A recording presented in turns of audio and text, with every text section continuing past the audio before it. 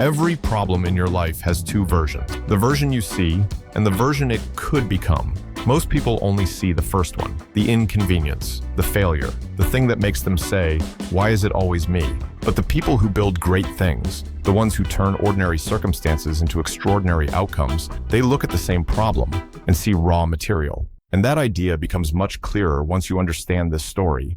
The year is 1866. Fyodor Dostoevsky is bankrupt. He owes a ruthless publisher a new novel by November 1st. If he fails, he loses the rights to all his work for 9 years. But he's already drowning in Crime and Punishment. No time to finish both. Everyone tells him to abandon the contract, save the masterpiece, let the rights go. But he refuses. He hires a young stenographer, Anna Snitkina, and dictates an entire novel at full speed. 26 days, 50,000 words. A finished book, The Gambler, created under pure pressure. The impossible deadline shapes the style. Fast, raw, breathless. Exactly the voice the story needed. And the stenographer he hired in crisis becomes his wife, and the stability that carries his career forward. The problem didn't stop him.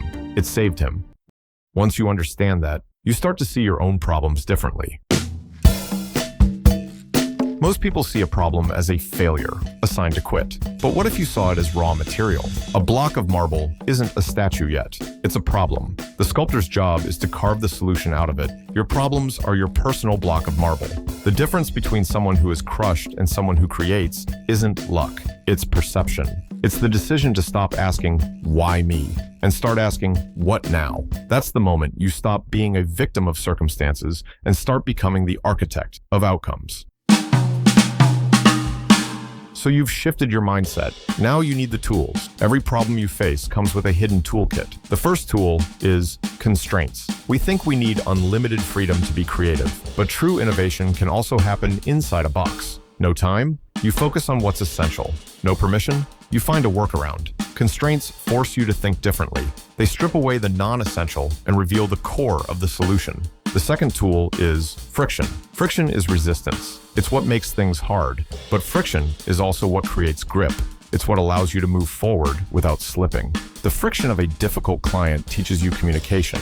The friction of a failed project teaches you resilience. The friction of not knowing the answer forces you to learn. And this brings me to a different kind of problem I used to face: sound design. If the audio feels off, the entire message loses its impact. That constant friction is why I now build my soundtracks with Epidemic Sound. It's the best platform for creators, with over 50,000 restriction-free tracks and 200,000 sound effects. But the game changer for me is the Adapt feature.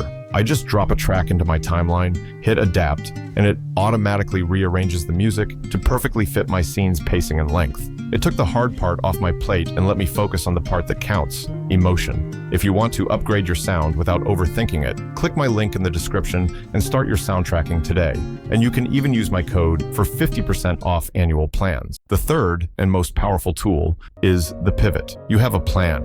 A problem smashes into it. The amateur tries to rebuild the plan exactly as it was. The pro looks at the wreckage and asks, "What can I build now that I couldn't build before?" A closed door isn't a dead end. It's a redirection. Your ability to pivot, to change direction without losing momentum, is a superpower. And once you understand these tools, the question becomes, how do you actually use them? That brings us to the part everyone forgets: the action. Okay, theory is over. Let's get tactical. How do you actually do this? Step 1, reframe the problem. Write it down.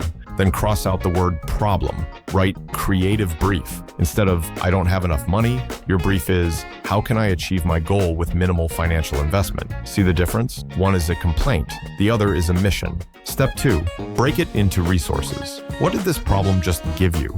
It gave you a constraint. Use it. It created urgency. Leverage it. It exposed a weakness. Now you know what to strengthen.